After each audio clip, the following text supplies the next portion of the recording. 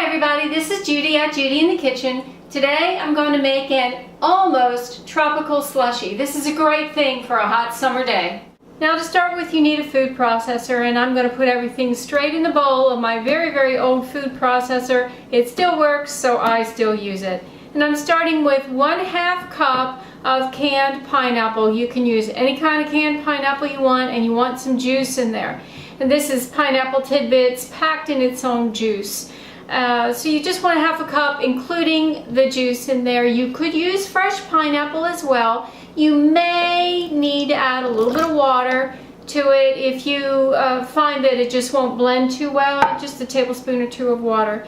And now I have 1 cup of frozen mango chunks, and you heard that, so you know they are still frozen. And the almost tropical thing is this. This is very cold, partially frozen, roasted butternut squash.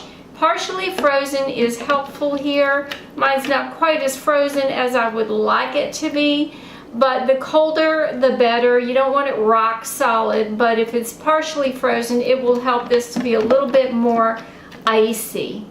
So that's it. Now if you want it sweeter than that, you can always add some sweetener. I'm going to blend it up and I'll show you what it looks like when it's blended. Here is our blended treat. Now this is obviously a spoonable type of dessert or snack or treat for you. It's not something you would want to try to suck up through a straw. I don't think that would work very well. But you see, it's nice and creamy and smooth and just very refreshing on a hot summer day. I'm going to take a bite. To me, that's delicious, just like it is.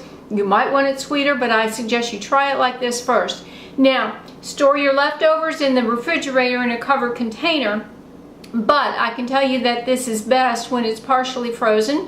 So if you store it in the refrigerator and you find it's not sweet enough, you might want to add some sweetener then, or pop it in the freezer and let it partially freeze and then enjoy it again. The recipe is below and on my blog. Give it a try sometime and let me know how this works for you. This is Judy at Judy in the Kitchen. Bye for now.